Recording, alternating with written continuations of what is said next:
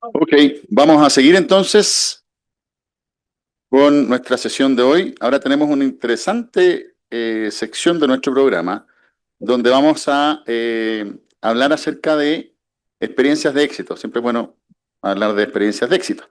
Y vamos a hablar de dos condiciones en las cuales hay claras evidencias de que el diagnóstico precoz y un tratamiento oportuno permiten eh, cambiar dramáticamente la vida de los pacientes que vemos con dos condiciones poco frecuentes. Así que para partir con esta sección, quiero presentar eh, a mi jefa, así que tengo que ser muy cuidadoso en presentarla, por eso estoy buscando bien lo que tengo que decir. Eh, quiero presentar a la profesora Verónica Cornejo. A Verónica la conozco hace 30 años, poquito más, sí, poquito más. Y seguimos trabajando juntos, si bien yo estoy ahora viviendo en otro lado, pero nos vemos, de hecho ahora nos vemos más que cuando vivía en Chile.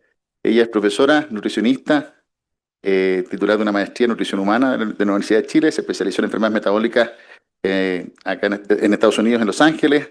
Verónica es miembro del Comité Asesor del Programa Nacional de Detección Neonatal de Fenilcetonuria e Hipotiroidismo Congénito, que se inició en Chile el año 92. De hecho, ella es una de las principales responsables de que Chile haya partido en la década de los 90 con este programa de pesquisa neonatal, que es uno de los primeros programas en Latinoamérica, junto con Uruguay, Costa Rica y Cuba. Eh, Tiene más de 90 publicaciones nacionales e internacionales, más de 70 capítulos de libros y materiales educativos. Verónica forma hoy parte de la Comisión Técnica Asesora en Enfermedades Raras del Ministerio de Salud. Fue directora de el INTA, que es donde yo trabajé y sigo trabajando en Chile.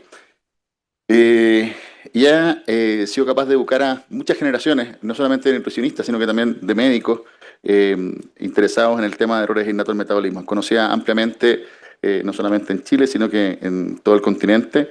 Y para mí es un honor, obviamente, poder presentarla hoy día para que nos cuente en primera persona la historia de la fenilketonuria y cómo es esto de que existe una condición en la que si uno diagnostica precozmente puede impactar entonces positivamente en la vida de estos pacientes. Verónica, por favor. Buenas tardes. Bueno, primero que nada agradecer la invitación a la Fundación Harriet Joyce creo que tener a alguien que persevere así como Jeffrey ha perseverado en partir con buscar tratamientos efectivos en enfermedades poco frecuentes en Ecuador, creo que es algo que realmente se necesita en todo lugar. Así que muchas gracias, Jerry, por tu fortaleza, porque esto hay que hacer fortaleza, y por la resiliencia, porque contaste al principio que todo radica en una nieta que tú tuviste, y eso creo que es magnífico. Bueno, yo les voy a contar sobre lo que es la fenilketonuria, que es donde me he dedicado más tiempo, he realizado toda mi investigación principalmente en esta patología y después se fue diversificando. ¿Me da la siguiente, por favor? O yo la tengo que pasar. Espera, ¿cuál es? Ahí. Esta es mi declaración de conflicto. Ujú. Espera, ahí.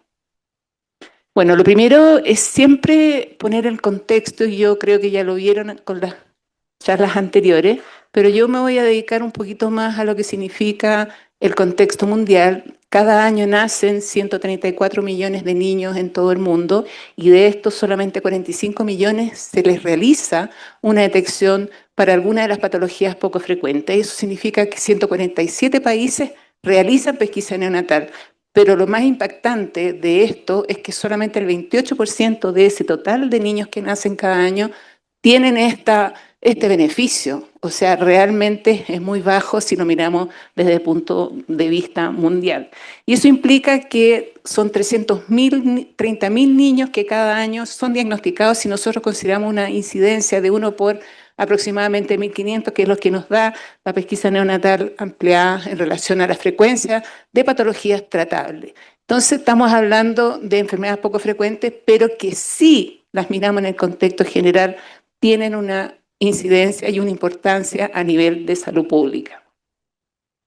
¿Qué es lo que nosotros nos referimos principalmente en todo esto? Es el camino que ha tenido la enfermedad principal que partió en los programas de pesquisa neonatal, que es la fenilketonuria, y la evidencia científica nos ha ido mostrando en el camino que a través de esto podemos ir mejorando no solamente el tratamiento, sino la calidad de vida de los pacientes. Gracias a la primera persona que en 1053 describió esta patología, el doctor Felin, posteriormente describieron también el tratamiento y el doctor Guthrie que estableció, yo creo que el punto de inflexión de lo que son los programas de pesquisa neonatal a nivel mundial.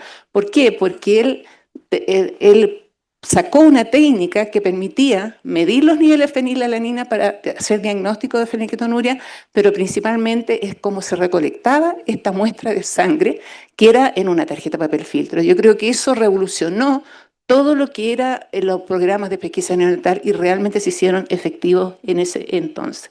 Posteriormente han ido apareciendo evidencias, si ustedes se fijan abajo, son más de 10.000 trabajos relacionados con fenilketonuria y que cada año han ido aumentando en el tiempo y solamente es más que nada para ir perfeccionando este tratamiento y tener una mejor calidad de vida de esta población. Ahora, ¿qué es la fenilketonuria o fenilcetonuria o PKU, como se llama?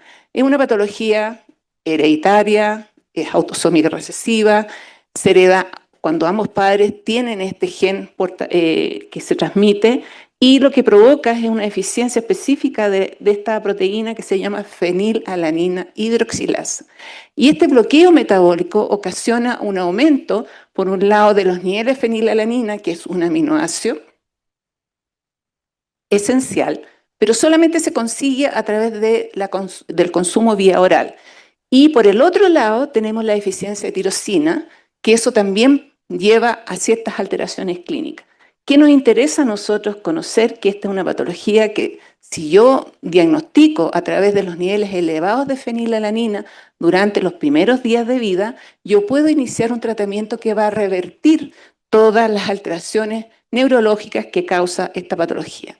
Y acá tenemos claramente en esta figura que tenemos un aumento de los niveles de fenilalanina en sangre, un aumento posteriormente. ¿Por qué? Porque a este receptor, el LAT1, es súper sensible a niveles elevados de fenilalanina y estos ingresan al sistema nervioso central provocando una alteración y un desequilibrio en otros aminoácidos como son los aminoácidos neutros. Y esto va a llevar a que este aumento de fenilalanina va a provocar una alteración a nivel de la síntesis, principalmente de proteína, y en este caso estamos hablando de síntesis de proteínas específicas como las neuronas, las dendritas, y eso va a llevar a largo plazo a provocar una discapacidad intelectual si es que esta patología no es diagnosticada en el periodo neonatal.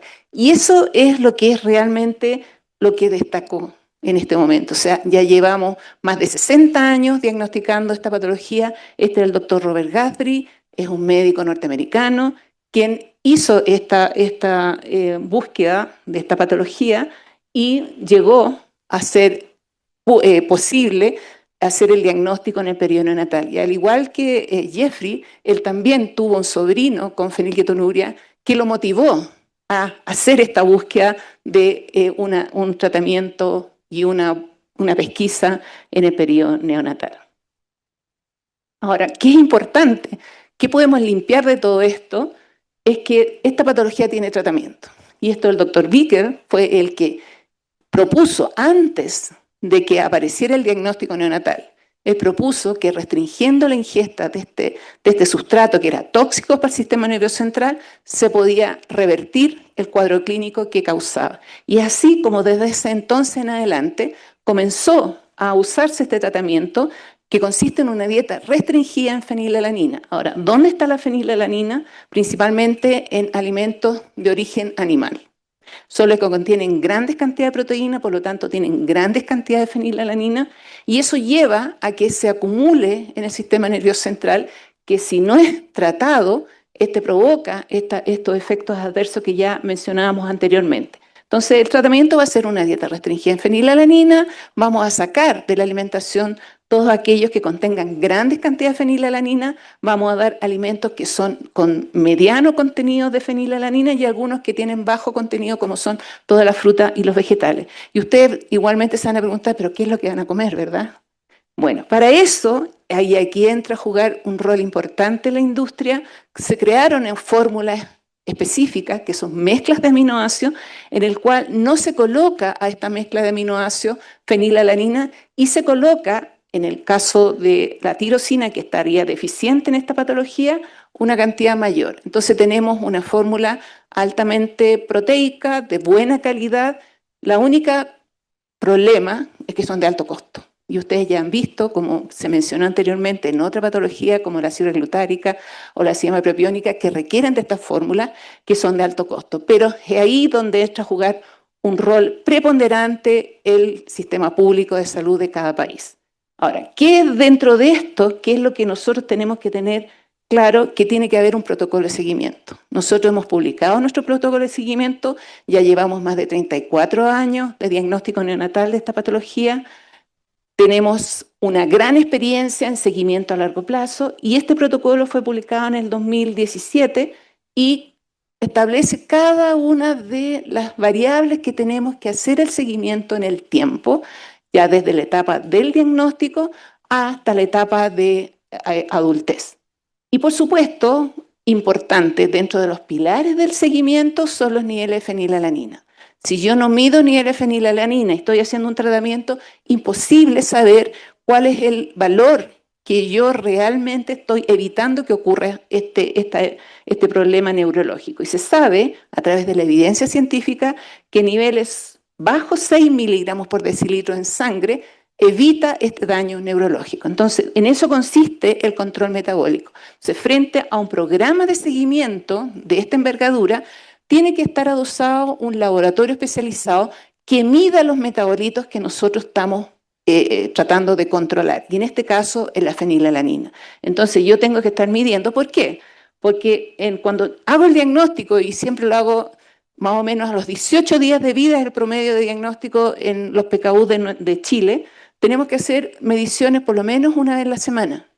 Posteriormente estas se van distanciando cada 15 días y ya cuando uno ve una estabilidad en los niveles de fenilalanina que se manejan bajo 6 miligramos por decilitro, que sabemos que no son tóxicos para el sistema nervioso central, vamos distanciando esto y se mantiene durante toda la vida. Ahora, ¿cuál es la experiencia en Chile? Yo acá siempre pongo a la doctora Marta Colombo, ella es neuróloga infantil, ella fue mi mentora, ella es la que me motivó a introducirme en las enfermedades metabólicas y gracias a ella seguí este camino un poco al principio sola, pero después se fue juntando mucha gente. La doctora Raima, que recientemente hablábamos con la doctora de Raza, que ella la conoció, ella era pediatra y falleció hace un tiempo, pero entre estas tres mujeres logramos llevar a cabo este programa de diagnóstico neonatal de fenilketonuria que posteriormente se sumó el hipotiroidismo congénito. Y es así como hace 34 años revertimos el efecto nocivo que causa esta patología y tenemos personas absolutamente normales. Son más de 300 niños con PKU clásica que requieren tratamiento nutricional y más de 500 hiperfenilalaninemias que solamente requieren de la vigilancia de los niveles de fenilalanina. Y yo puse aquí al doctor Cabello, él trabaja hace más tiempo con nosotros, pero lo puse en el 2015 porque yo creo que ahí se marca un punto de inflexión en todo lo que era el programa de seguimiento. Si ustedes se fijan, nosotros partimos en el año 92 con la pesquisa neonatal. Se hizo una política pública donde se obliga y se determinó que todos los niños deberían de ser examinados para PKU y para hipotiroidismo congénito. Pero en el 2015 se hizo el punto de inflexión en cuanto a la búsqueda de qué patologías deberían de incluirse en este programa de diagnóstico neonatal que se lleva a cabo en Chile. Y el doctor Cabello lideró este punto. Trabajamos con 2 licitaciones que realizó el Ministerio de Salud, en las cuales el INTA, donde yo trabajo, de la Universidad de Chile, nos adjudicamos y comenzamos la búsqueda de qué patologías se podían incluir dentro de este programa de pesquisa neonatal. Y la buena noticia es que nos demoramos 10 años, más o menos, en poder establecer esto. Recién en el 2024 apareció en la cuenta pública de que este programa se ampliaba a 24 patologías. ¿Por qué? Porque nosotros habíamos demostrado que se podían incluir porque teníamos todo para tratar estas patologías, no solamente la experiencia en el seguimiento a largo plazo, sino que el tratamiento está subvencionado por el Estado. Entonces se tomó la decisión y se incluyeron estas 24 patologías, cosa que se hizo efectiva recientemente a fines del año pasado, de 2025, así que estamos en todo el proceso de desarrollo. Y a esto nos llevamos nosotros, o sea, es un sistema centralizado, es el Ministerio de Salud quien maneja todo lo que está relacionado con este programa de pesquisa neonatal. Posteriormente, existen 2 laboratorios regionales que se encargan exclusivamente de hacer el análisis para pesquisa neonatal, uno en el centro de Santiago, que en el Hospital San Juan de Dios, y otro en el sur de Chile, a 600 kilómetros de Santiago, donde se reciben las muestras de todos los recién nacidos.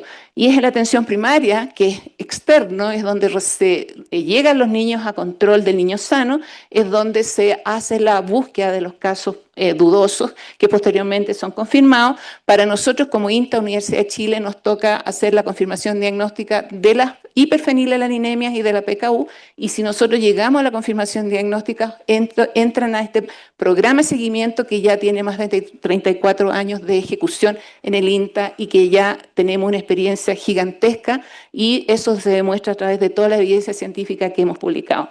Esto es lo que nosotros siempre mostramos. Chile tiene más de 4.500 kilómetros de largo, tenemos centros de referencia para la búsqueda de casos positivos, pero está todo centralizado, como yo les dije, de la confirmación diagnóstica y el seguimiento en el INTA de la Universidad de Chile.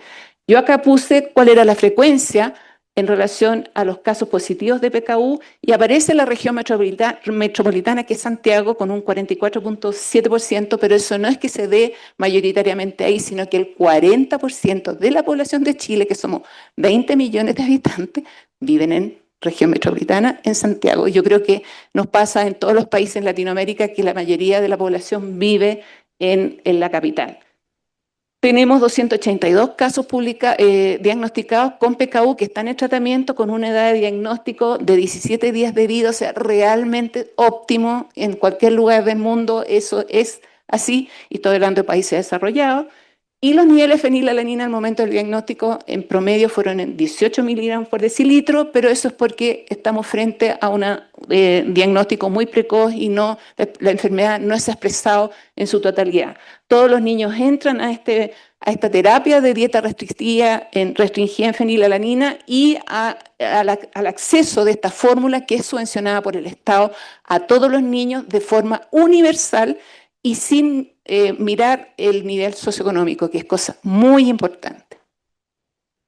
Y es para toda la vida. Eso es algo que lo ganamos en el 2017. Esto es lo que yo les mostraba en cuanto al control metabólico, que es nuestro baluarte de poder hacer seguimiento. Esto es lo que nosotros hacemos. Esto está publicado recientemente en una revista a nivel mundial. Y lo importante es que tenemos, la gran mayoría de los casos maneja niveles bajo 6 miligramos por decilitro, que es lo óptimo. Pero también tenemos niños que están en niveles de la zona gris, en la cual no nos gustaría que estuviesen, pero eso siempre está asociado a la etapa de adolescencia, etapa de adulto, que es donde hay mayor riesgo de baja adherencia a tratamientos, y ahí donde entra preponderantemente lo que es la educación. ¿Cómo mantener esta adherencia? Y eso ya lo sabemos: educación en forma permanente, control clínico, un lugar centralizado, porque si yo descentralizo esto a lo largo de Chile, yo tengo 29 servicios de salud en todo Chile, eso significaría que en un lugar van a haber un niño, en otro van a haber 5, en otro van a haber 10, en otro van a haber a lo mejor ninguno, y la experiencia se hace en base al conjunto de evaluación, y por eso es tan importante tener lugares centralizados para hacer seguimiento. Y lo más importante es hacerlo durante toda la vida. Nosotros tenemos mucho material educativo, primero lo hacíamos en forma de papel, en este momento es todo vía online, no se lo podemos mandar a quien quiera, y realmente ha sido muy bueno el tener este material educativo.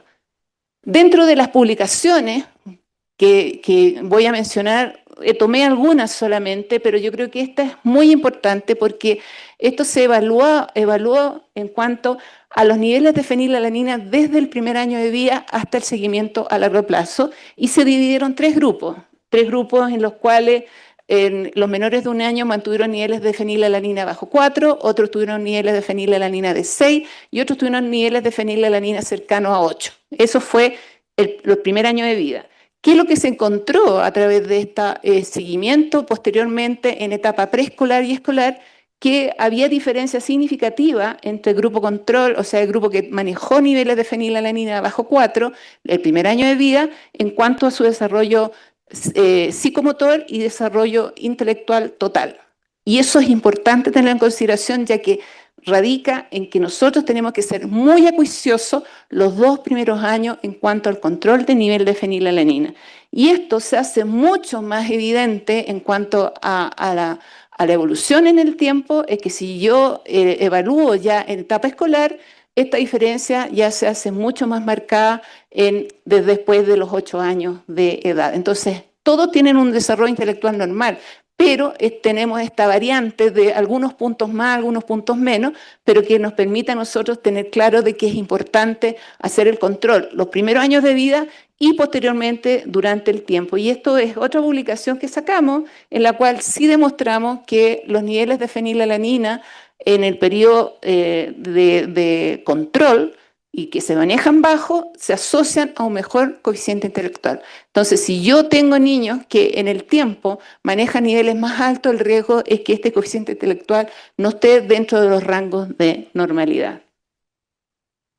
¿Qué otro punto importante? Y esto lo menciono solamente porque la evidencia científica en el tiempo ha ido demostrando que tenemos que tener no solamente el foco en el sistema nervioso central, sino que también en todo lo que es el proceso de desarrollo de un niño. Y estamos hablando de la densidad mineral ósea, que muchos trabajos han demostrado que hay una deficiencia, o no es deficiencia, sino que una menor densidad mineral ósea si se compara con grupo control.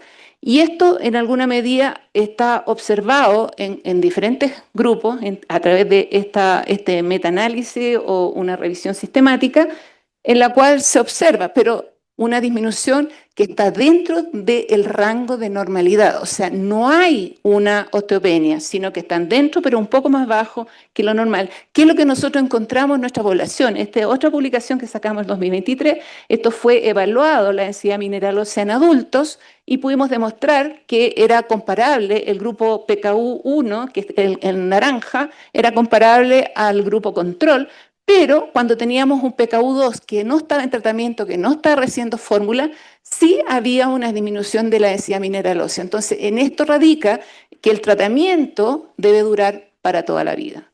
¿Qué es lo otro importante que también se ha establecido? Es en cuanto a todo lo que es la composición corporal, y se ha observado que en los PKU podría haber una disminución de la masa muscular principalmente, y esto está dado por el aumento de la masa grasa, y se hizo una revisión de todos los trabajos que relacionaban con eso, y yo tengo marcado aquí 2 trabajos que son latinoamericanos, uno de Brasil y el otro de Chile, de nuestro grupo de trabajo del INTA de la Universidad de Chile. ¿Y qué es lo que ellos observaron? Que había una disminución, pero que no se podía llegar a establecer una evidencia clara, pero que había una tendencia a tener una menor masa libre de grasa, que podía estar relacionada con algunos otros factores, principalmente con una dieta no vigilada en el tiempo. Y es así como nosotros tomamos estos resultados que obtuvimos en nuestro trabajo y lo llevamos a otro trabajo específico relacionado principalmente con el machine learning, con todo esto de la inteligencia artificial. Colocamos todas las variables relacionadas con el crecimiento de los niños PKU a lo largo del tiempo. ¿Y qué es lo que pudimos observar? Y comparamos aquellos de buen control metabólico con el mal control metabólico en relación a que no consumían la fórmula y que manejaban niveles de fenilalanina no de 20, pero sí de 10 y de 12 miligramos por decilitro, que está en el margen superior de lo que se exige en el seguimiento a largo plazo. ¿Qué es lo que pudimos observar a través de este estudio, de este machine learning que realizamos? Es que la fenilalanina se relacionaba directamente con el OMA, o sea, con un factor que determina resistencia a la insulina, específicamente cuando había un mal control metabólico. Mientras más alta estaba la fenilalanina, mayor estaba esta alteración en cuanto a este OMA de resistencia a la insulina. Entonces, en base a eso, nosotros hemos vigilado a nuestros pacientes para poder manejar niveles de fenilalanina dentro del rango de normalidad. Y pudimos concluir que la baja adherencia se asocia a este riesgo de tener resistencia a la insulina, y por eso nosotros insistimos que el tratamiento es para toda la vida. Ahora, ¿qué es lo importante? Y esto es como lo fundamental y final, es que el tratamiento tiene que estar cubierto y subvencionado por el Estado. Y eso tiene que ser así porque es imposible para cualquier familia sustentar el tratamiento porque todos son caros. Y ya lo hemos visto acá con la Fundación, que tiene que hacer un esfuerzo gigante, pero la idea es el Estado el que se tiene que hacer cargo.